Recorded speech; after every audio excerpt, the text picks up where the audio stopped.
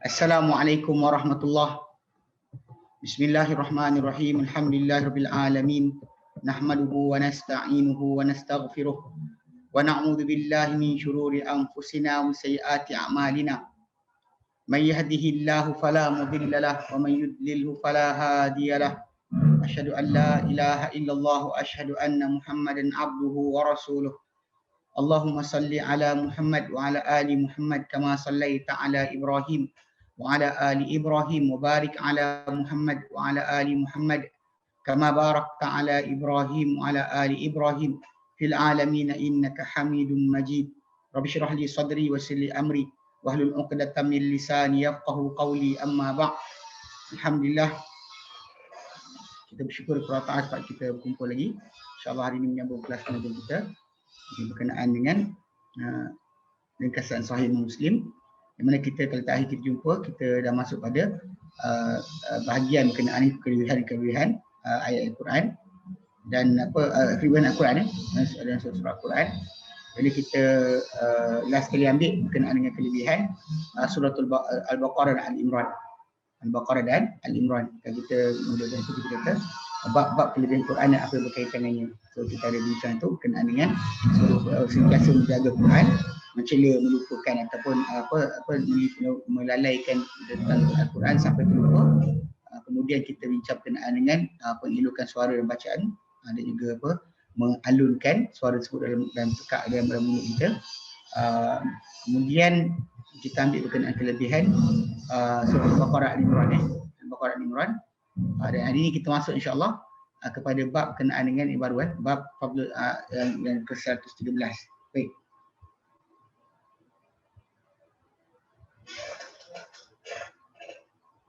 Salasa asyar wa mi'ah, bab fadlu Fatihatil Kitabi wa ayatul kursi wa ayatul kursi wa khawatimi suratul Baqarah, wa khawatimi suratul Baqarah. Bab fadlu Fatihah, babu fadli Fatihatil Kitabi wa ayatul kursi wa khawatimi suratul Baqarah. Sab'ah wa thamanin wa thalathmi'ah. Wa Ibn Abbasin radhiyallahu anhuma qala bainama Jibril qa'idun 'inda an-nabiy sallallahu alaihi wasallam, bainama Jibril qa'idun 'inda an-nabiy sallallahu alaihi wasallam sami'a naqidan min fawqihi, farafa'a ra'sahu faqala hadha babun minas sama'i futiha al-yawma yam yuftah qattun illa al-yawma hadha babun minas sama'i futiha al-yawma lam yuftah qattun illa al-yawm fanazala minhu malakun faqala hadha malakun nazala lil-ardi lam yanzil qattun illa al-yawma fasallama wa qala abshir binuraini utitahuma lam yu'tahuma nabiyyun qablak Fatihatul Kitabi wa khawatimi suratil Fatihatul Kitabi wa khawatima suratil Baqarah lan taqra'a biharfin minhuma illa u'titahu thamaniyata wa thamanina wa thalathmi'ah wa an Ibn Abbasin wa an Abi Mas'udin al-Ansari wa Nabi Mas'ud al-Ansari qala Rasulullah sallallahu alaihi wasallam man qara'a hataini ayataini min akhir suratil Baqarah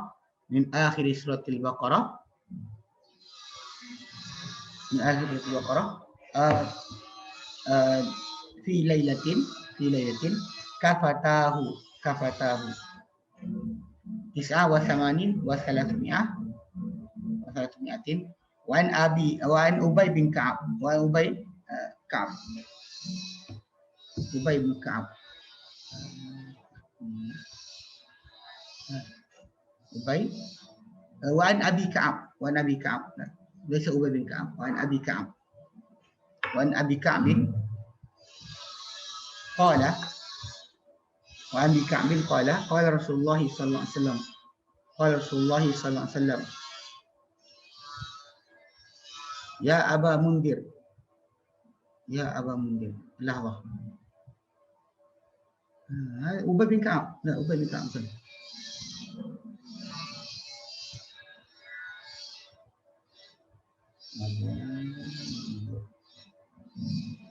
Ini kunyat Abu Ubay bin Ka'ab. Ubay bin Ka'ab. Nam sah. Ubay bin Ka'ab. Lisa bin Ka'ab. Ubay bin Ka'ab. Wa an Ubay bin Ka'ab. Ubay bin Ka'ab. Ubay bin Ka'ab. Ubay bin Ka'ab. Qala Rasulullah SAW. Qala Rasulullah SAW. Ya Abal Mundiri. Ya Abal Mundir. Lianna kunyata Ubay bin Ka'ab. Abal Mundir. Abal Mundir. Atadri ayya ayatin min kitabillahi ma'aka a'zamu. Atadri ayya ayatin min kitabillahi ma'aka a'zamu. Qala qultu Allah wa rasuluhu a'lam. Qala qultu Allah wa rasuluhu a'lam. Qala ya Abal Mundir, ya Abal Mundiri, ya Abal Mundiri, atadri ayya ayatin min kitabillahi ma'aka a'zamu. Atadri ayya ayatin min kitabillahi ma'aka a'zamu. Qala qultu Allahu la ilaha illahu wa huwal hayyul qayyum. Allahu la ilaha illahu wal hayyul qayyum. Qala fadaraba fi sadri wa qala liyanhaka ilmu Aba Mundir. Liyanhaka ilmu Aba Mundir. Ya Aba al-Mundiri. Liyanhaka al-ilmu ya Aba al-Mundiri.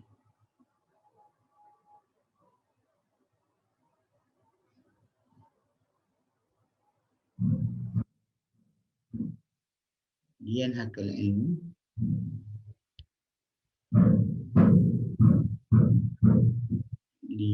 liyahnaka al-ilmu ya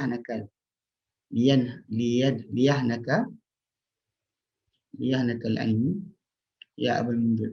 Liyahnaka al-ilmu ya Aba Mundir. Wa fi riwayatin la ya Aba Mundir faqat biduni ya. Baik. Bab fadlu Fatihatil Kitab, bab fadlu Fatihatil Kitab wa ayatul kursi wa khawatimi suratul Baqarah. Bab 113, bab kelebihan Fatihatil Kitab. Fatihatil Kitab itu suratul Fatihah, ya. Wa ayatul kursi, ayat kursi, wa khawatimi suratul Baqarah, dan penutup suratul Baqarah.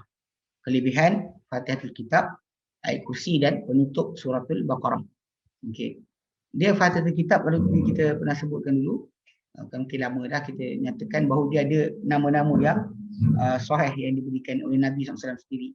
Nabi sebutkan berdasarkan hadis yang sahih, datang suratul Fatihah ni ada 7 nama yang sahih.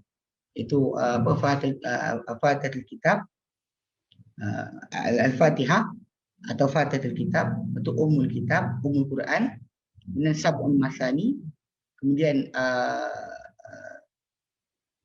suratul Ruqyah, dan As-Salah, suratul Salah. Jadi ada nama-nama yang sahih daripada Nabi SAW yang katakan nama dia sekian. 7 nama yang betul-betul tepat. Nama suratul Fatihah itu Al-Fatihah, kedua Fatihatul Kitab, ketiga Ummul Kitab, keempat Ummul Quran, kemudian kelima As-Sab'ul Masani, 7 yang berulang. As-Sab'ul Masani, 7 yang berulang. Kemudian surah Ruqyah, itu bila mana ada sahabat Nabi yang bacakan surah Al-Fatihah kepada orang yang kena sengat kemudian sembuh. Dia kata surah Ruqyah, itu Ruqyah yang dipanggil surah Fatihah ni Ruqyah. Kemudian surah Salah, bila mana Nabi kata Allah Taala kata qasamtu salata baini wa baina abdi nisfain. Aku bahagikan solat di antara aku dan hamba-Ku dua bahagian. Kemudian bila hadis itu datang, penjelasan dia adalah surah Al-Fatihah kalau setiap kali kita baca satu ayat Allah Taala jawab. Sebab itu dia dipanggil dia dengan nama surah Salah, surah solat. Okey, Fathul Kitab ni antara nama dia, Okey, dia kata 387 Wan Ibn Abbas daripada Ibn Abbas radhiyallahu anhu qala bainama Jibril qa'idun inda Nabi sallallahu alaihi wasallam. Bainama sedang mana? Jibril qa'idun inda Nabi, Jibril duduk di sisi Nabi sallallahu alaihi wasallam. Jibril duduk di sisi Nabi sallallahu alaihi wasallam. Okey. Jibril sedang mana Jibril duduk di sisi Nabi SAW.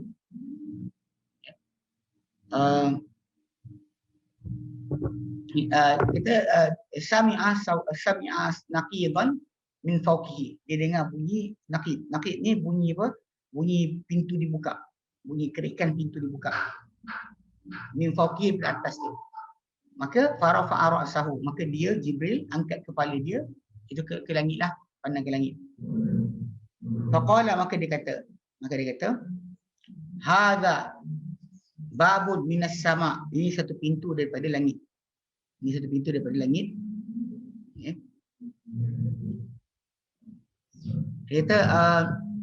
ini satu pintu dari langit.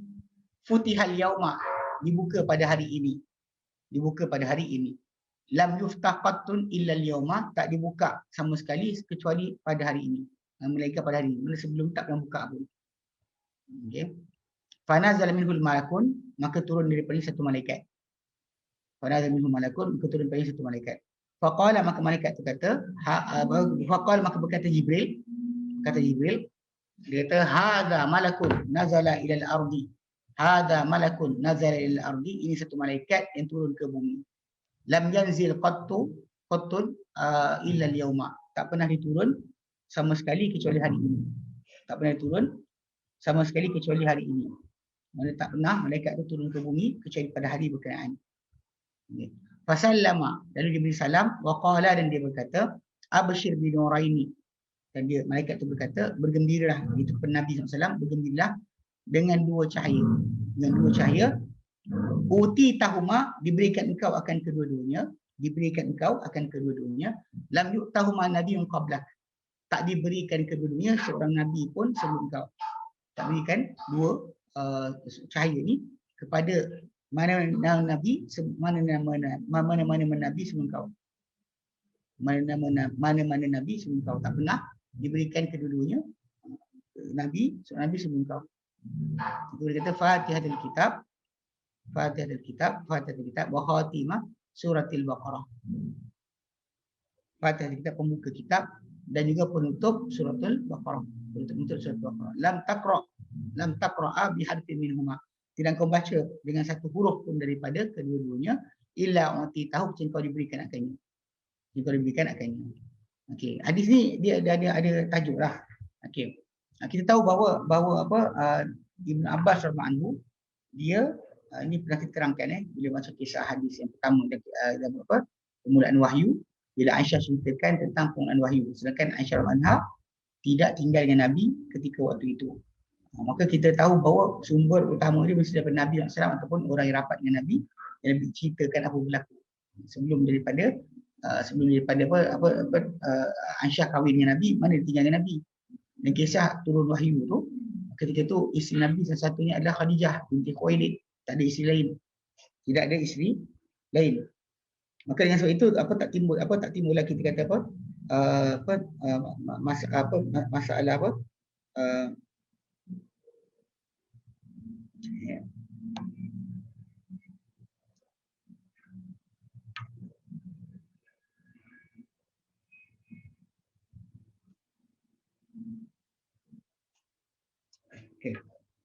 Katanya tak timbul tajuk lah pasal apa, bila dia tak bersama Nabi sepatutnya tak tahu.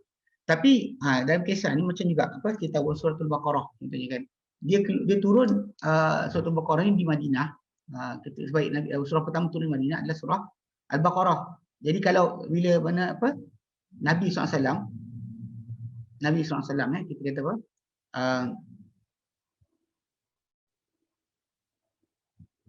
Bila kata Nabi SAW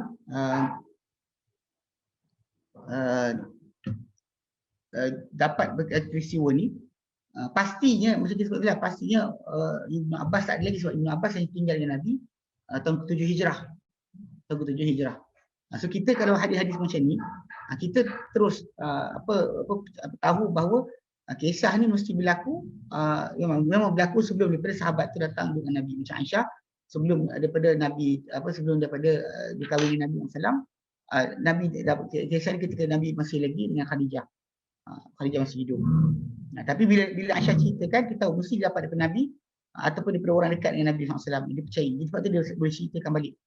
Macam tu dalam kisah ni, Ibn Abbas radhiyallahu anhu dia cerita tentang Jibril datang, dia duduk dengan Nabi SAW, kemudian dengar satu bunyi dari langit. Lalu dia angkat kepala dia. So jadi maksudnya benda ni mesti Ibn Abbas dengar daripada Nabi sendiri, ada orang lain yang cerita kepada dia. Dan para sahabat Nabi SAW penukilan mereka daripada Nabi SAW, kalau dia ceritakan benda sebut macam mana dia dengar, bila mana Nabi cerita dan sebagainya, tidak menjadikan masalah. Sebab diorang ceritakan benda diorang dengar saja. Ini para sahabat Nabi punya kepercayaan kita pada sahabat Nabi. Sebab para sahabat Nabi SAW ni Allah pilih untuk memastikan agama ni terpelihara. Sebab tu tak ada siapa lebih saksama, lebih dipercayai dalam penukilan sesuatu berita berbanding dengan para sahabat selepas Nabi SAW.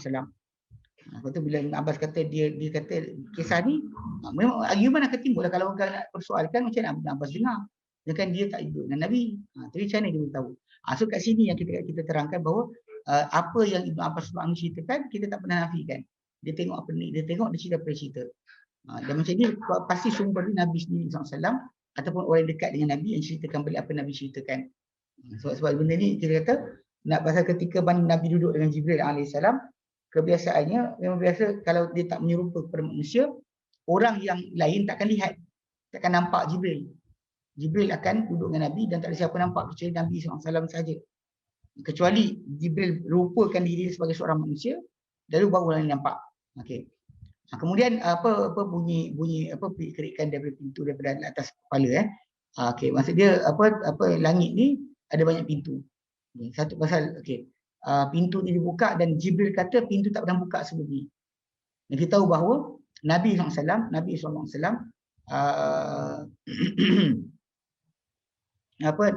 ketika Isra' dan Mi'raj, bagi dia dibukakan pintu untuk naik ke langit. Dan pintu tersebut kan kita kata kalau pintu tu dah buka sebab kisah Isra' Mi'raj sebelum hijrah, dan surah pertama turun lepas hijrah adalah suratul Baqarah. So maksud dia hanya lepas hijrah lah baru cerita Al-Baqarah timbul. So kalau dia kata Isra' Mi'raj sebelum daripada hijrah. So bila Jibril kata kepada Nabi, pintu tak pernah buka. Sedangkan Nabi Isra' Mi'raj dah buka pintu. So pintu langit ada banyak lah. Ada banyak pintu-pintu langit yang khas untuk perintah Allah Subhanahu Wa Taala. Dia tak ada khas kepada satu pintu saja. Ada pintu-pintu yang berbeza. Malaikat-malaikat menjaganya. Jadi tak ada siapa boleh melepasi pintu-pintu tersebut kecuali dengan izin Allah Taala. Dengan Allah Taala letakkan malaikat menjaga pintu-pintu berkenaan. So, tapi pintu yang ketika mana Jibril kata pada Nabi, ini satu pintu tak dibuka, telah dibuka pada hari ini yang tak pernah dibuka sama sekali kecuali pada hari ini. Tak pernah dibuka except that day. On that day dibuka pintu berkenaan. Before that tak pernah dibuka pintu tersebut. Okey. Lalu turun daripadanya satu malaikat. Lalu malaikat tu kata, Jibril pun kata, ini satu malaikat tak pernah turun ke bumi, tak pernah turun sama sekali kecuali hari ini. Ini antara dalil bahawa malaikat Allah Taala banyak. Dan semua ada tugas masing-masing. So malaikat yang satu ni yang datang jumpa Nabi untuk beri berita gembira, cakap Nabi apa yang Nabi dapat, dia turun hari tu je. Itulah pertama kali dia turun ke bumi. Kemudian dia datang dan untuk beri salam Nabi dan juga memberikan berita gembira.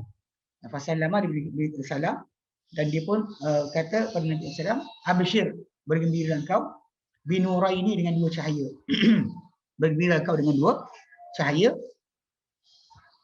Uti tahumah diberikan kau dua. Nabiun qablak.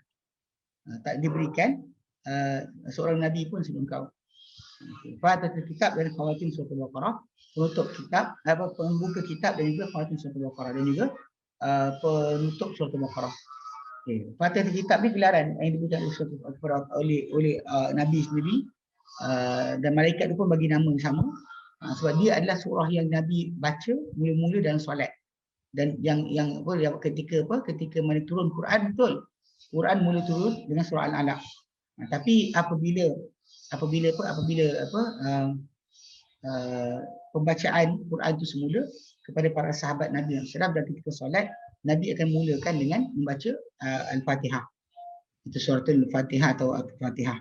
Dia tak baca dengan surah Iqra ataupun Al-Alaq. Walaupun Al-Alaq adalah yang mula turun, 5 ayat pertama Al-Alaq adalah yang mula turun. Sebab tu kita faham kat sini sudut dia adalah macam mana Quran turun berlain-lain. Maka ada turun awal, turun kemudian sebagainya. Tapi ketika pembacaan Al-Quran kena ikut Nabi. Quran turun dari Allah Ta'ala. Tapi bila kita nak tulis Al-Quran balik ataupun kumpulkan Quran ataupun baca Al-Quran, ayat mana duduk mana, ini kerja Nabi SAW yang Allah Ta'ala tugaskan agar baginda bacakan Quran kepada manusia dengan perlahan-lahan. Ini juga dalil bahawa siapa-siapa yang tak nak, dia nak Quran tapi tak nak dengar penjelasan Nabi untuk Al-Quran, dia sewil. Sewil lah. Pasal dalam baca Quran pun kita kena ikut Nabi. Baca Quran kita ikut Nabi, tertib surah. Macam dia katakan, surah pertama turun adalah surah Al-Alaq 5 ayat. Kemudian Mudaththir 5 ayat. Tapi ketika kita baca Al-Quran dalam solat, hatta diajar Quran kepada umat Islam yang lain, selepas tu ikut tertib macam Nabi ajarkan. Ini kena faham. Sebab bila Nabi pada bulan Ramadan, Nabi ada tadarus Quran dengan Jibril. Nabi akan bacakan semula Quran kepada Jibril alaihissalam supaya Jibril dengar. Dan jadi ulang kaji Quran. Jadi ketika pembacaan tersebut, kita ikut pada para sahabat yang mendengar. Macam Zaid bin Thabit. Dia dengar bacaan tersebut. So dia sendiri tahu yang mula-mula Nabi baca adalah Al-Fatihah, bukan surah Al-Alaq. Ni kena faham betul ni. Dekat sini kita faham bahawa Quran itu turun secara bersirakan, tapi yang baca kepada kita tertibnya ada Nabi. Kalau tertib daripada Nabi, penjelasan pun mesti daripada Nabi lah. Bukan kita pandai-pandai baca Quran tu dan kita kata kita nak apa. Faham ni sudut kena jaga. Sebab dekat sini ada maklumat yang besar yang tak boleh seorang tu suka-suka hati baca ikut suka hati dia, ikut apa dia nak. Faham Baik. Kemudian dia kata penutup surah Al-Baqarah. Jadi memang Al-Fatihah, Fatihah kitab untuk surah Al-Baqarah dia telah turun kepada Nabi. Dia kata tak diberikan pada Nabi, di dua cahaya yang diberikan. Lepas tu ada yang setengah orang dia pergi namakan surah Fatihah surah Nur sebab berdasar pada hadis ni. Tapi kita kata tak, ini bukan nama surah, tapi dua cahaya, dua benda bercahaya lah, dua perkara yang bercahaya itu Fatihatul kitab dan juga penutup surah Al-Baqarah. Jadi dikatakan di situ, malaikat berkata lan taqra bi harfin minhuma tidak kau baca dengan satu huruf daripada kedua-duanya illa u'ti tahu kecuali kau diberikan akannya. Okey. Apakah yang diberikan? Sebab sekarang ni kalau kita faham daripada kata-kata malaikat kepada Nabi, kelebihan surah Al-Fatihah dan surah penutup surah Al-Baqarah tu diberikan pahala yang pasti dapat. Tak membaca kecuali diberikan dengan satu huruf pun. Okay, tapi kita kena faham bahawa dalam hadis Nabi SAW, Nabi pernah terangkan berkenaan dengan masalah pahala dan ganjaran baca Quran.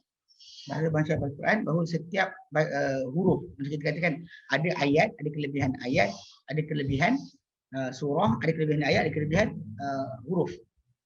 Dia peringkat pembacaan tu ada peringkat-peringkat macam tu. Macam kita katakan Al-Quran seluruhnya, betul Al-Imran dengan Al-Baqarah, kemudian Al-Baqarah saja. So jadi dia masih ada tertib macam tu. Dia ada yang paling kecil, sekecilnya sampai sebesarnya. Kelebihan Quran ni melimpah ruah. Baca surah pun ada kelebihan, baca ayat pun ada kelebihan, baca huruf, setiap huruf pun ada kelebihan. So ada yang pendapat pertama mengatakan bahawa ini berkaitan dengan pahala. Okay. Ada pendapat kedua yang mengatakan ia adalah berkaitan apa diminta dalam Al-Fatihah dan juga akhir Al-Baqarah. Apa kita minta dalam Fatihah? Dalam Al-Fatihah kita memohon kepada Allah, puji Allah, sanjung Allah, agungkan Allah, serah diri kepada Allah, kita minta kepada Allah jalan yang lurus. Minta hidayah. Jadi dalam surah Al-Fatihah minta hidayah. Sedangkan di akhir surah Al-Baqarah, selepas daripada pengisytiharan berkenaan kita beriman dengan apa yang Allah beri kepada kita daripada perintah, kita ada kat situ ada apa? Ada permintaan supaya Allah Taala ampunkan dosa kita. Jangan bebankan kita dengan tanggungjawab dengan kita mampu. Jangan ambil kira kata kita kesalahan, dosa kita silap ataupun terlupa, lupa ataupun tersilap. So dekat sini dua, satu minta hidayah, satu minta permohonan untuk diampunkan dosa. Dia kata itulah maksud dia yang diberikan. Ada juga yang mengatakan general. Ini yang berlaku kepada setengah ahli masyarakat. Jadikan sebelum berdoa baca Al-Fatihah dan baca Amanah Rasul. Baca Amanah Rasul sampai habis surah Al-Baqarah. Ini punca yang kita dengar tertib tahlil tu, ada Al-Fatihah, ada Amanah Rasul. Ini berita sebab ini apa dipanggil rahsia sebenar.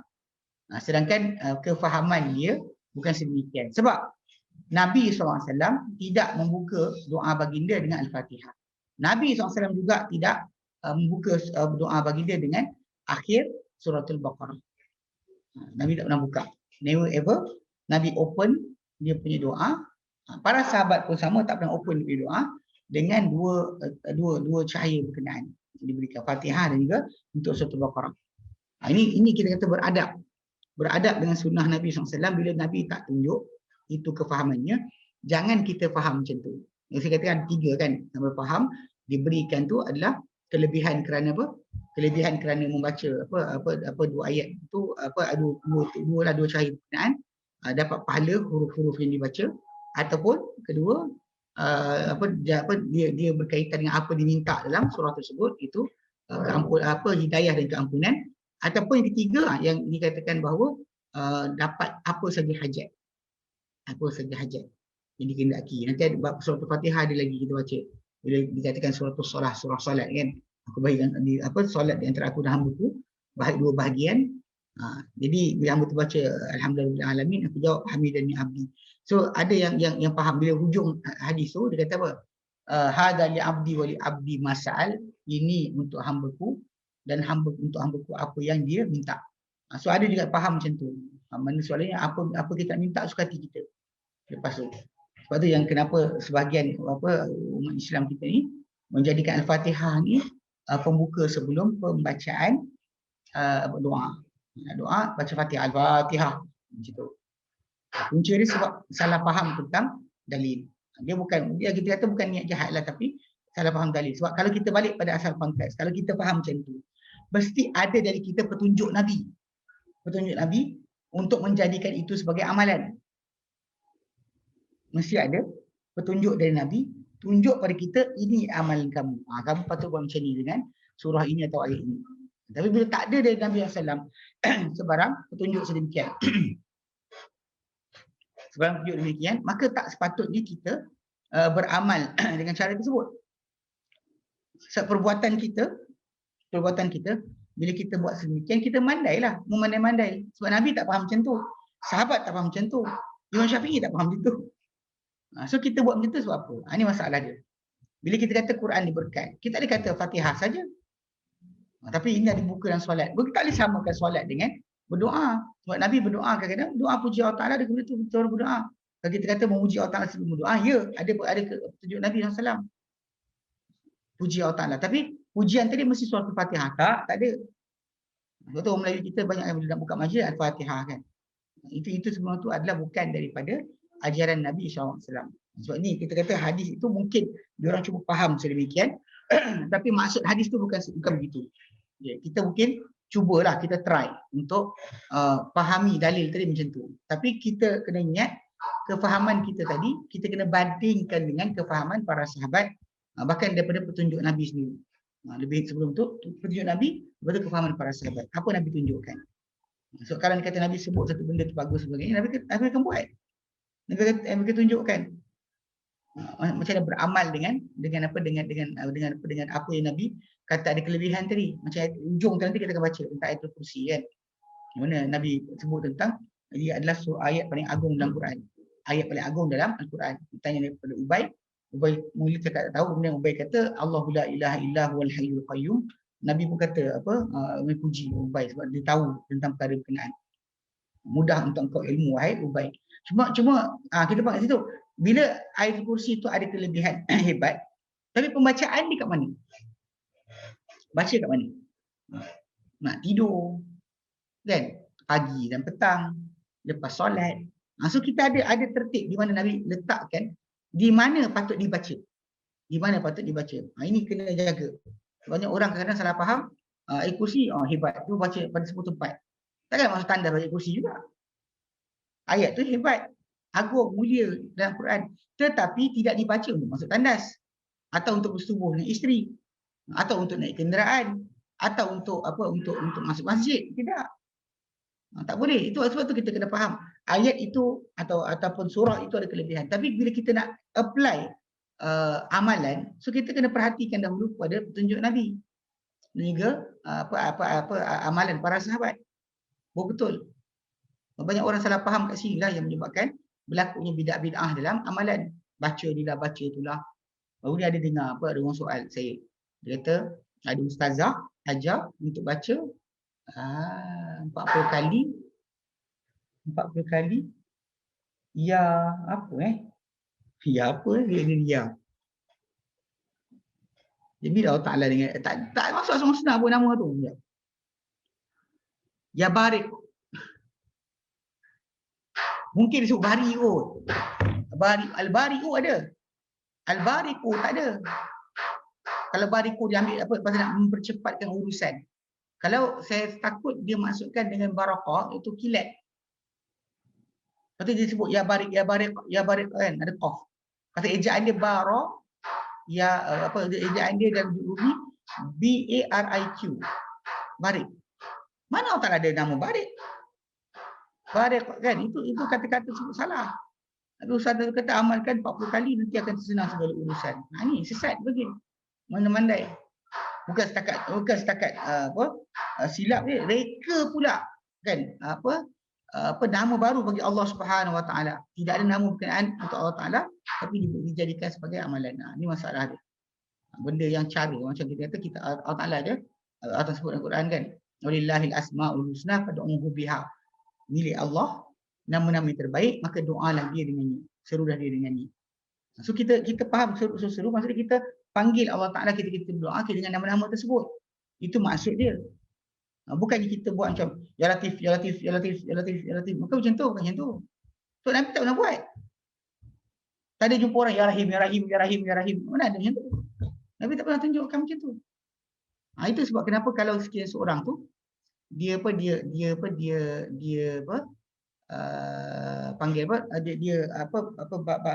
faham baca satu nas yang menggalakkan atau memberikan pengertian tertentu dan sebagainya, dia sepatutnya kena jaga-jaga sebab aplikasi apa yang dia faham tadi kena tengok Nabi. Ikut kepala dia aja kan. Apa nama suka terus sebut kan. Itu amalkan. Betul macam bila Puteri Ai kumpulan GGESQ punya cabang. Kawan-kawan saya dulu ada kerja dengan orang sekejap dekat area Ampang. Cerita dia diorang buatlah program lah. Diorang duduk kat satu office kat Ampang. Betul kemudian diorang kata dia punya ajaran atau amalan atau kepercayaan adalah percayaan dia bahawa okay, dia kata nama Allah Ta'ala ni kita chanting, kita jadikan macam mantra, sebut-sebut banyak kali, nanti dapat apa kita nak. Contoh macam kita nak jaga office, tak nak bagi orang masuk, kita pun ya Hafiz, Ya Hafiz, Ya Hafiz, Ya Hafiz, Ya Hafiz, Ya Hafiz, Ya Hafiz kan? Dia buat macam tu kan. Kalau tinggalkan office tanpa kunci, dia tengok laptop kena curi. Ini gagal lah. Ada juga kami jumpa seorang kawan kan, dia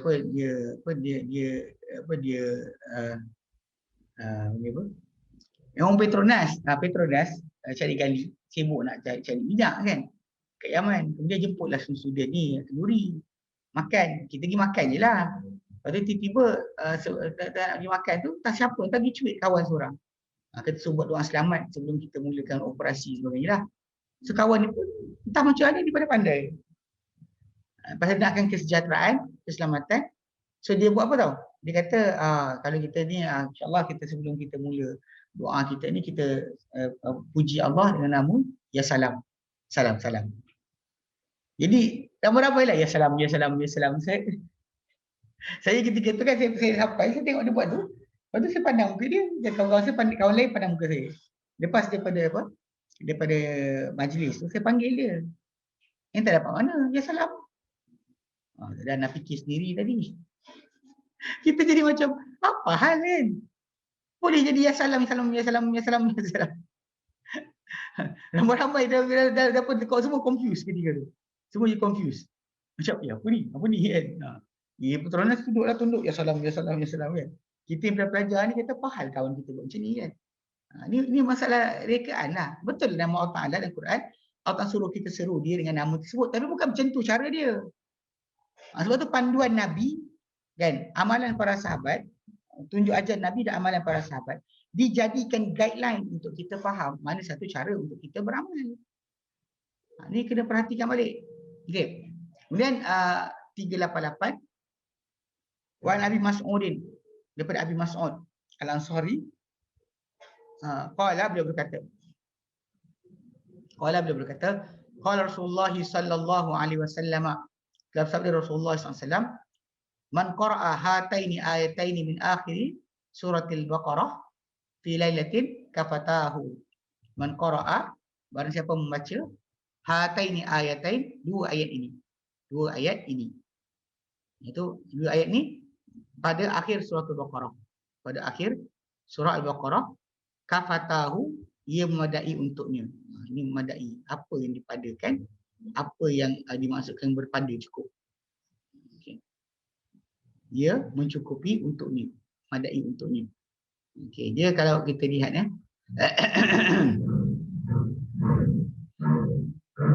okey, kafatahu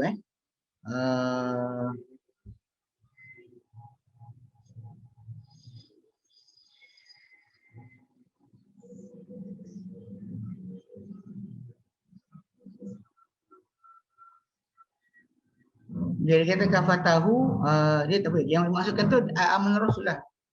Amanah Rasul sampai habis. Dua ayat tu dua ayat daripada akhir surah Al-Baqarah. Itu amanah Rasul tu baca sampai habis.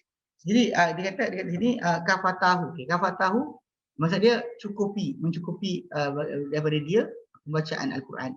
Maksud dia pertama kata cukup malam tu tak baca ayat Quran yang lain, atau cukup dah pahala dia pada malam tersebut. Okay. Ada yang kata mencukupi untuk dia pembacaan Quran tak kira dalam solat atau luar solat. Okay. Ada kata mencukupi untuk dia pada apa yang berkaitan dengan kepercayaan. Maksudnya i'tiqad dia ketika akhir sebelum tidur dia berisytiharkan i'tiqad dia berdasar pada akhir surah Al-Baqarah tu. Itu kata lain kena jaga-jagalah kena fahamlah maksud, sebab benda tu ada kaitan dengan akidah. Okey. Ini ada kata maksud dia apa? Menjaga kedua surah itu akan mencukupi dia, menjaga dia daripada keburukan. Ada kata menjaga daripada keburukan syaitan. Ya. Ada kata menolak keburukan manusia dan juga jin. Ada kata menjaga daripada apa yang terhasil dengannya daripada pahala, minta sesuatu yang lain. Manakala kita baca ni bila minta yang lain. Ini yang orang Melayu kita amalkanlah. Yang kita kata apa? Bila nak habis nak buat tahlil kena ada amanah Rasul. Tanya balik mana? Ini salah satu kefahaman yang timbul bahawa dua ayat ni boleh mencukupkan ini permintaan yang diminta. Okey. Okey. Okey, kenapa dia kata okey, kenapa? Dia kata kerana mungkin kerana kedua-dua surah ni tadi dikhususkan dengan apa yang dikandung dalamnya, daripada berupa pujian kepada para sahabat. dengan eloknya kepatuhan mereka kepada Rasulullah SAW, Rasulullah sallallahu alaihi wasallam. Okey. Dan kemudian perbuatan mereka merayu kepada Allah Taala dan kembali kepada Allah Taala. Okey, dan juga apa sahutan Allah Taala terhadap mereka. Itu antara yang disebutkanlah. Okey. Ada juga daripada Imam Nawawi dia kata bahawa mencukupi untuk daripada membaca surah Al-Kahfi atau dan Ayatul Kursi.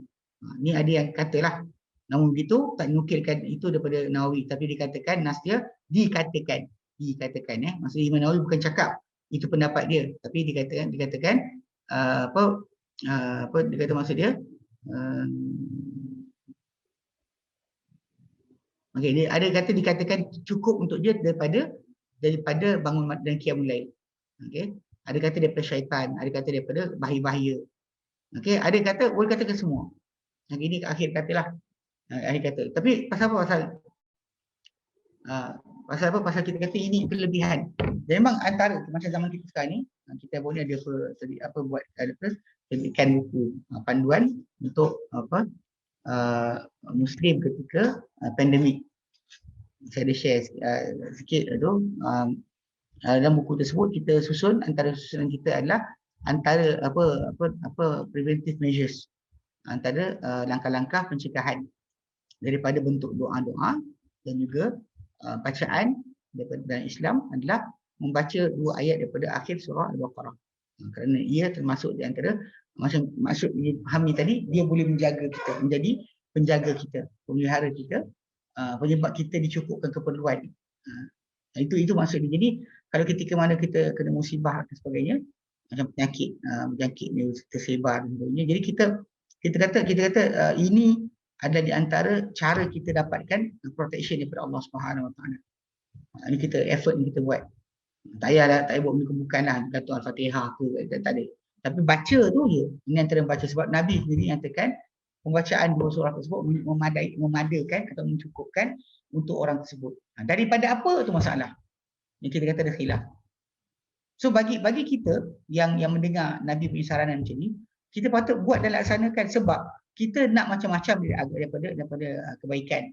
Dan antara kebaikan yang boleh kita dapat, lindung kita daripada keburukan yang datang, adalah membaca 2 ayat daripada surah Al-Baqarah. So, dan dia tak lama pun, baca sekejap je. Baca je surah tersebut, akhir surah tersebut, dan dia akan beri kepada kita kebaikan. Kebaikan di sisi Allah Ta'ala. Sama ada Allah Ta'ala cukup keperluan kita ataupun Allah Ta'ala lindung kita daripada segala keburukan. Allah Alam mana satu, tapi ada pendapat semua sekali. Yang pentingnya pasal ikut kepada hadis yang sebelumnya, kan malaikat tu kata bergembiralah engkau dengan 2 cahaya. Ni cahaya ni. Kalau kita nakkan dapat dari Allah Taala kebaikan, ini antara kebaikan dijanjikan oleh Nabi sendiri. So amat rugilah kalau kita tinggalkan. So dengan sebab itu, setiap malam sebelum daripada tidur, kalau boleh bacalah 2 ayat ini untuk menjadi kepada kita dapat akan janji yang dijanjikan. Sebab surprise kan? Benda surprise. Dan Nabi takkan janji kepada kita kecuali benda yang benda besar kepentingan, faedahnya dunia akhirat. So Nabi akan tunjuk kita, dan ini petunjuk Nabi. Jangan jadi tak payahlah baca ratib haddad ke, ratib atas ke, zikir-zikir apa, hizib bahar ke. Baca ini, baca apa yang Nabi sarankan. Baca apa Nabi sarankan. Dan kita pula bila kita baca apa Nabi sarankan, dia tak boleh kita kata kita kena ikut tertib tertentu unless Nabi buat tertib. Sebab tu saya pernah berkali-kali bila orang tanya saya berkenaan maksurat yang himpunan Hasan Al-Banna, sambil dia tulis wazifah surah, wazifah kubra, tugasan kecil besar, tugasan kecil. Itu sebenarnya ajaran tarekat. Ajaran tarekat. Allah mungkin sebab tu mungkin sebahagian orang yang ikut almarhum Hasan Al-Banna jadi terlampau terikat hati dengan dia. Macam Arkam kan, dia amalkan aurat Muhammadiyah, dia tak boleh lepas, nak tinggalkan wirid-wirid yang diajarkan oleh dalam tarekat tarekat wirid Muhammadiyah tu yang diamalkan oleh Syekh Muhammad. So dia nak tinggalkan payah. Rasa macam-macam, rasa macam ni, rasa macam tu. Sedangkan kita dalam Islam, kita tak disuruh merasa-rasa. Kita amal dengan apa Nabi ajarkan, nantikan kebaikan daripada Allah Ta'ala. Kalau tak bagi sekarang pun kita dapat pahala bacaan Quran. Kalau tidak pun kita pun ada benda yang pasti Nabi janjikan benda besar. Lepas tu Nabi, bila Nabi sarankan, lepas tu kita beriman dengan saranan Nabi, sebab Nabi adalah utusan Allah Ta'ala, maka dia lebih patut dijadikan contoh dalam segala apa, baginda patut dijadikan contoh dalam segala apa arahan Nabi SAW. Dalam penjagaan diri contohnya. So dengan penjagaan ni, kita harap Allah Ta'ala akan lindung kita daripada mara bahaya dan awak penyakit. Kalau yang dikatakan baca dapat hujung ayat tersebut pun keampunan pun kita tak rugi apa. Bahkan dapat dimakbulkan untuk permohonan untuk pengampunan di sisi Allah Subhanahu Wa Taala. Itu patut kita kejar. Baik. Kemudian 289 Wa an Ubay bin Ka'ab, ada bin tu sebenarnya, ada bin. Qala, beliau berkata, qala Rasulullah sallallahu alaihi wasallam, dalam sabda Rasulullah SAW, ya Abul Munzir, ya Abul Munziri, wahai Abu Munzir. Ini gelaran Ubay bin Ka'ab, Abul Munzir. Kunyah. Bukan kunyah. Kaf nun ya tambah kunyah. Dia gelaran yang dipakai oleh orang-orang Arab. Ada setengah orang menganggap dia adalah sunnah untuk dilakukan gelaran tersebut. Waktu kita tengok kadang kawan-kawan kita pun ada sebut Abu Asma, Abu Maslamah, Abu Ibrahim pakai gelaran-gelaran berkenaan. Dia pakai gelaran Abu tu, dia adalah kemuliaan sebenarnya. Bila orang tu ada anak, bahkan tak ada anak pun, macam gelaran Aisyah radhiyallahu anha, tak saja Ummu Abdillah tu. Dia pakai walaupun tak ada anak. Hatta anak kecil. Sebab ada seorang bila Nabi jumpa dengan seorang anak sahabat Nabi, Nabi jumpa bapak dia. Tapi ketika nak jumpa bapak dia, melintas depan rumah, nampak anaknya. Anak tu nama dia Abu Umair. Abu Umair. Jadi bila lintas tu, Nabi tengok budak tu, Nabi tegur, ya Abu Umair, ma fa'ala Nughair. Wahai Abu Umair, apa Nughair buat? Nughair tu burung kecil. Apa burung buat? Dia cakap. So Nabi berinteraksi dengan budak. Cuma kita faham kat situ, anak sahabat tersebut, walaupun belum lagi dewasa, walaupun belum ada anak, tiba-tiba telah pun didapat gelaran. Tapi ini kaedah cara orang Arab dalam penghormatan sebenarnya. Kalau kita nak panggil dengan nama ni buruk. Contoh macam orang tu kan, kadang-kadang kalau kita tengok dalam masyarakat kita, ada orang yang tak beradab. Dia tengok orang dengan dia tak kerti nak panggil abang. Dia panggil nama je. Dia bukan salah. Actually, ini macam cakap budaya kita yang timur ni, memang kita nampak orang tua dari kita panggil pakcik, makcik, dia panggil kakak, abang, walaupun bukan adik-beradik kita, bukan kakak kita, bukan abang kita. Sebab apa? Sebab kita nak bina hubungan kita ni macam tu, ada respect. Panggil nama tu salah. Walaupun nama dia itu, tapi kita ni adik, panggil dia kakak. Macam ada selain kartun kat TV. Apa tu nama dia? Sofia kot. Sofia dan apa entah. Saya tak ingat.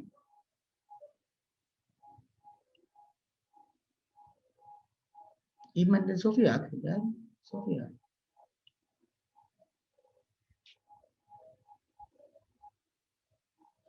Sofia dan Alif. Alif Sofia. Alif dan Sofia. Saya tanya, pasal saya pernah tengok sekali benda tu dibuka kan. Saya dengar dia kata pada kakak dia. Saya kata tu siapa kakak dia? Adik ni panggil kakak Sofia. Ni benda pelik tau. Masyarakat Melayu kita tak pernah kurang ajar macam tu. Peliknya dalam kartun tersebut dengan bahasa dicakapkan, dia tak panggil kakak. Ini contohlah macam dari sudut macam ni, kita kata dalam masyarakat Melayu kita ada kaedah juga dalam masalah penghormatan dengan nama. Panggilan seseorang dengan nama. Memang kita kata ada pendapat para ulama kata dia sunnah, patut semua orang ada kunyah, ada gelaran. Sedangkan macam saya sebut tadi, ini kaedah cara orang Arab. Bila kita nak panggil orang tu dengan nama, dia adalah buruk. Hatta kalau kita dengan orang tu kita tua daripada dia, nak panggil nama, dia jadi payah sikit. Jadi payah dia macam sikit tak kena. Yang Alif Sofia dan Alif saya tengok sekali dia cakap Sofia ni, saya kata ni siapa, sepupu dia ke, kawan dia ke? Kalau kawan pun tak boleh cakap macam tu. Dia kena ada respect. Tapi televisyen kita ni kan dah mula hilang respect, panggil nama. Actually kalau ikutkan dulu macam cerita lah The Simpsons kan, yang kartun tu kan. Itu antara yang saya tengok, dia panggil bapak The Simpsons. Ini kebiadaban lah dalam masyarakat bukan Islam ada macam tu lah. Kita Islam, kita dan Timur ni, kita ada panggilan macam tu. Hatta orang bukan Islam yang Timur ni ada panggilan macam tu. Yang apa India pun aneh dan sebagainya kan. Dia patut ada penghormatan, respect. Pelik lah, saya tak faham kenapa. Kalau baca 2 ayat akhir surah Al-Baqarah lepas solat Isyak boleh tak Ustaz? Sebab takut terlupa. Boleh lah, malam-malam. Pasal hadis Nabi kata fi lailatin, pada satu malam. So bacaan 2 ayat akhir surah Al-Baqarah tu ia memangnya pada waktu malam. Pada waktu malam. Sebelum tidur, okay, lepas Isyak, kita kisah, tapi yang penting pada waktu malam. Kalau ikut ada hadis Nabi tadi, kita kata ia adalah di antara bacaan lepas maghrib pun boleh baca dah. Yang pentingnya adalah malam. Bukan siang. Ikut hadis Nabi tu kata malam, tak kata siang. So baca waktu malam. Okey. Balik, ambil balik pasal kes tadi. Kunyah ni kan. Orang Arab cara mereka macam Nabi digelar Abul Qasim. Macam ni sahabat Nabi ni boleh panggil Ubay. Dia panggil dengan Abang Mundir. Bagi orang Arab itu ada penghormatan. Kita panggil dia bapak si Ali, bapak si Anu, bapak si Anu kan. Macam Melayu kita pun buat tu. Bapak si Ahmad, bapak si sekian. So cara panggil tersebut tu dia lebih mulia. Panggil dengan bapak si anak tersebut. Hatta kalau orang tu muda dari kita ke, tua dari kita ke, panggilan tersebut adalah normal. Baik. Cuma saya nak fahamkan kat sini sebenarnya kunyah ni bagus, elok, tapi nak kata mesti ataupun kalau nak kata kalau tak ada kunyah. Pasal Nabi pernah gelar sahabat macam Abu Hurairah. Itu panggilan yang Nabi panggil dia sebab dia suka main kucing. Bapak kucing. Kan? So Nabi panggil dia sedikit sebab dengan apa? Kalau macam kita kata macam ikut gelar lah, macam orang Arab ada je gelar yang pelik kan. Pelik. Tapi yang kita kata ini gelaran yang dikatakan sebagai mulia lah. Kita bagi bapak sekian. Tapi kalau pada kes kita, kalau kita orang yang ada pecah mata tu, si baju merah, si baju hitam, dia maksud tu boleh gitu. Sebab Abu ni dalam si bapak. Bukan seperti bapak sekian. So jadi ala kuliah boleh jadi pemilik. Dan macam dalam bahasa Arab dia kata Abu Nazarah. Abu Nazarah tu maksud dia orang yang pakai semata tu. Mana? Mana Abu tu boleh dimaksudkan itu. So jadi ala kuliah ini pendapat sebagian ulama kata dia adalah mesti. Tapi macam saya kata di mana masyarakat Melayu kita ni alhamdulillah dah ada adab. Allah Taala jadikan pada kita apa yang baik kepada Islam pun kita ni bila jumpa orang lagi tua dari kita ada panggilan yang lebih lebih respectable lah, hormat. Kita panggil orang tu dengan abang. Abang kan, abang sekian ke pasal benda tersebut adalah tanda penghormatan. Pasal panggil nama saja tak boleh. Apa lagi suami isteri lah. Suami isteri ni jaga sikit. Saya tengok kadang-kadang orang Melayu kita ni lepas dah hidup dalam suasana barat, kononnya dah equality, gender equality kan. Penyamaan penyamaan gender, mana lelaki perempuan tak ada beza dia kata. Mana ada tak ada beza, ada bezalah. Kan? Ada beza. Kalau tak ada beza kan semua jantan semukinya pun ceritanya. Ada bezalah. So dalam ada beza tadi antaranya adalah bila suami isteri ni patut panggilan tu eloklah sikit kan. Masa suami panggil isteri bolehlah panggil dengan nama. Tapi isteri panggil suami, dia kena panggil dengan gelaran yang elok.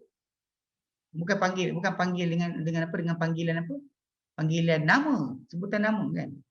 Kita panggil suami, Mike. Macam mana? Apa? Abu. Ni panggil suami dia Abu. Ini masalah sebenarnya. Kadang-kadang ketiadaan penghormatan tersebut yang kadang isteri lupa tentang tajuk kedudukan suami. Tadi Allah Taala angkat satu darjat je Allah Taala angkat. Yang mana angkat tadi kena diberikan. Mungkin kadang tak penyayang suami sebab tak dihormati pun dia juga. Itu kena basic kan. Banyak kegagalan keluarga perkahwinan pada masyarakat yang high class kan. High class lah yang terpelajar dan sebagainya. Antara punca pertama dia adalah masalah tak ada penghormatan. Kita tak nafikan bahawa lelaki ni kadang-kadang tak reti untuk jaga hati. Tapi atas macam itulah anak kita dengan mak bapak lah. Mak bapak kita walaupun tak pandai jaga hati kita sebagainya, dia tetap mak bapak kita. Hatta kalau macam surah Luqman, kalau dia paksa kita untuk suruh kita menyekutukan Allah Taala apa yang tak turunkan oleh Allah Taala sebarang authority, kita yang tak tahan. Tapi kena teman dengan mereka dengan baik. Atau orang kata wasahibhuma fid dunya ma'rufa. Bertemanlah dengan mereka dengan elok di dunia. Tak ada alasan untuk kita katakan macam tu. Kalau the husband irresponsible, the father and mother tak ada penghormatan, tak menghormati. Bukan kita boleh kurang ajar dengan dia. Itu kita jaga sikitlah. Kadang kita kata macam orang perempuan terlupa. Sebab tu macam saya sebutkan, panggilan tu jaga. Panggilan tu jaga. Dia macam Nabi dengan para sahabat. Para sahabat Nabi gelar-gelar kan sebab tak nak panggil nama je. Sebab kalau dia panggil nama je, anak ikut. Anak pun ikut. Panggil nama kan. Itu kadang-kadang, tapi kalau kita macam masyarakat Melayu kita, lama-lama kita didik, alhamdulillah, dia pandai, dia faham. Nak panggil orang sekian, bila panggil dengan orang, maksudnya dia panggil mak dengan abah, dia mak dengan abah. Tapi mak dengan abah dia saling panggil memanggil dengan nama apa? Nama lah. Macam apa, macam anak saya kan sekarang, dia ada bila dia pandai dah panggil. Kita kata anak siapa? Anak abah. Abah nama apa? Deli. Mak nama apa? Dila. So, dia tahu nama. Tapi ketika panggil, kita tak pernah dipanggil dengan nama. Kecil-kecil tu ada lah. Kadang-kadang kita panggil dengan nama tu, dia ajukkan kita. Dia panggil Adila. Dia pun Adila kan. Tapi lama-lama dia akan tukar. Kita boleh differentiate. Mana maksudnya dengan kita, sama kita cakap lain. Dengan sekian cakap. Tapi memang saya dengar sebahagian ahli motivasi, dia suruh tukar mak dengan abah kan. Gelaran tu dipanggil dengan tukar lepas tu. Sedangkan panggilan betul designated, kena designated. Hubungan suami dengan isteri panggilan sekian. Suami dengan ibu dengan anak, bapa dengan anak panggilan sekian. Anak kepada mak dengan bapa panggilan sekian. Sepatutnya macam tu. Sepatutnya ada designated lah. Kita tak salah untuk suami tu panggil isteri dengan nama. Kan? Atau panggil sayang dan sebagainya, manja tu tak ada salah. Tapi tak ada pula daripada kes ni kena tukar bila dah ada anak. Tak semestinya tukar. Cuma mungkin Allah alam kebimbangan anak tu ikut-ikut cakap. Dia panggil apa? Bila suami panggil isteri dia nama Tipah ke Minah ke kan. Jadi anak pun ikut Tipah. Ya mula-mula kita kata pun tapi lah sekali kita betulkanlah. Macam anak kita boleh kan umur 3 tahun pun dah tahu. Nama bapa dengan mak tu lain. Dia panggil mak dengan bapa, mak dengan abah tu mak dengan abah. Tapi nama mak dengan abah tu, mak tu siapa, bapa tu abah siapa, nama dia dia tahu. Itu basic, kena perhatikan sikit. Saya tengok agak ni jugalah. Okey.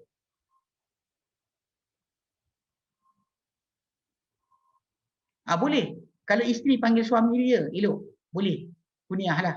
Macam Abu Ahmad, Abu Asma, Abu ni kan. Itu tak ada masalah. Bahkan dulunya isteri Umar panggil Umar dengan gelaran ya Amirul Mukminin. Isteri dia panggil wahai Amirul Mukminin. Isteri Ummu Kalsum, anak bin Ali, binti Ali, binti Fatimah kan, anak pada Fatimah. Dan Ali, Ummu Kalsum, adik kepada Hasan Husain. Dia dulu panggil Umar dengan gelaran ya Amirul Mukminin. Dia itu yang terdedah tahu waktu malam dia tolong orang ada nak beranak, Umar kan datang dengan isteri dia tolong orang beranak tu. Isteri dia yang datang tu itulah anak Ali bin Abi Talib dengan Fatimah binti Muhammadin sallallahu alaihi wasallam. Tadi dipanggil suami dia kan ya Amirul Mukminin. Dipanggil suami dia ya Amirul Mukminin.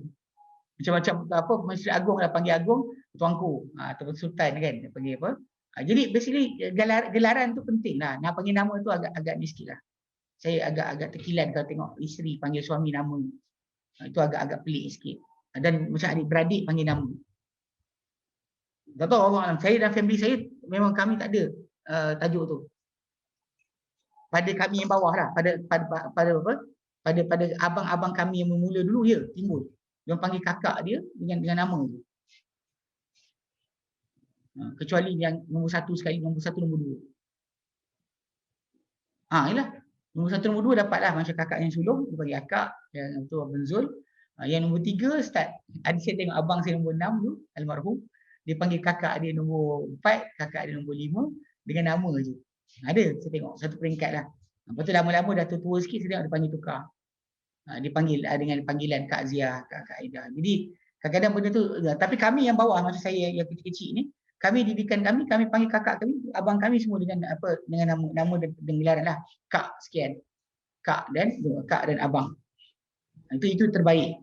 Tapi saya tengok macam kat televisyen tu, itu ajaran yang salah lah. Dia tayang Sofia dan Alif dan Sofia tu sangat-sangat saya menjengkelkan bila kat TV pasang kan. Lepas tu dia cakap panggil Sofia, dia kecil, adik, panggil lah kakak.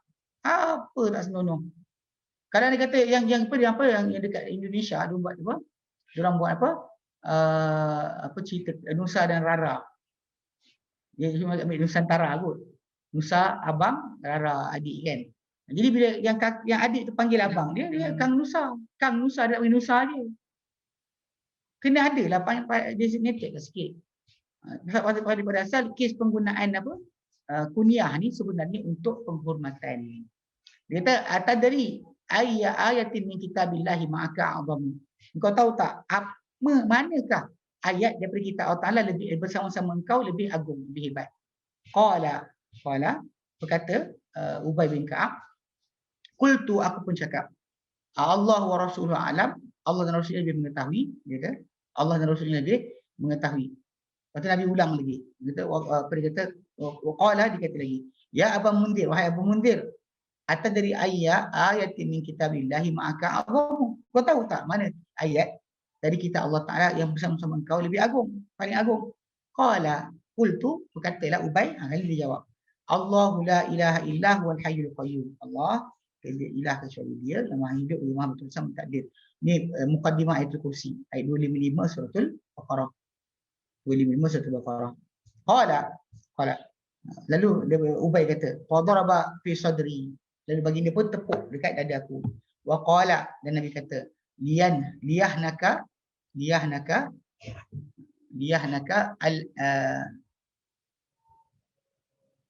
al-ilmu ya Abul Mundir.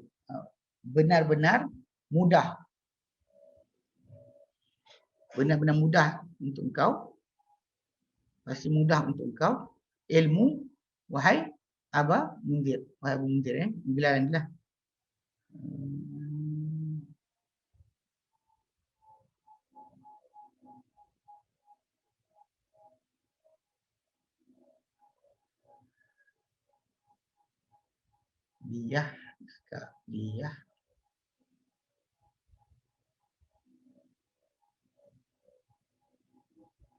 Liyah nikah kan? Liyah nikah. Hanaka, liyah nikah. Hana.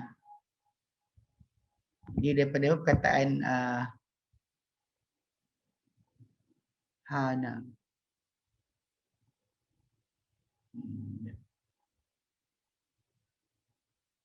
Dia kata dalil ke ilmu dia sekian.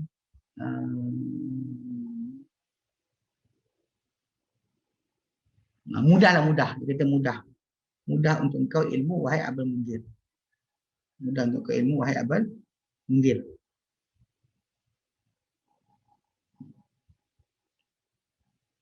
Di dalam riwayat lain Abu Daud dia kata liyahna laka. Dia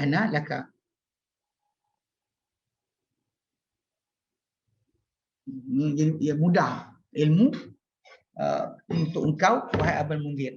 Ini antara dalil boleh untuk kita memuji seseorang depan dia. Kadang-kadang sekali. Bila dia jawab benda tu betul, kita boleh puji dia. Dalam hadis lain ada yang Nabi larang pujian depan-depan. Okey. Ini juga dalil berkenaan dengan kedudukan ataupun kemuliaan Abu Ubay bin Ka'ab. Yang Nabi sendiri puji beliau.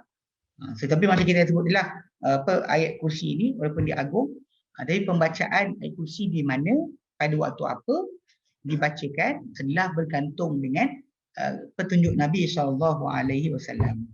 Nabi tak baca masuk perang, Nabi tak baca masuk tandas, tak baca untuk mula makan. Jadi yang kita mulakan sedemikian. Jika tidak nanti orang akan mula ikut. Dan kita buat benda bukan-bukan. Ini dia jaga ini yang kita kata biasa berlaku lah. Orang kita macam kita kata ada kelebihan, tapi kita pergi letak tempat lain pada bukan tempatnya. Tempatnya bukan di situ macam kita sebutkan tadi. Baik. Wallahu a'lam. Ada soalan? Lain selain daripada yang tadi. Kayu dia tak ada. Gemar. YouTube tak ada. Okey. Yang apa dalam grup, dalam kelas?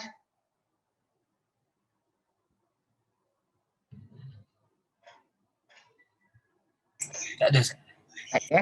Okey, tak ada, kita berhenti sini insya-Allah. Nanti disambung kemudian pada masa akan datang. Wallahu a'lam.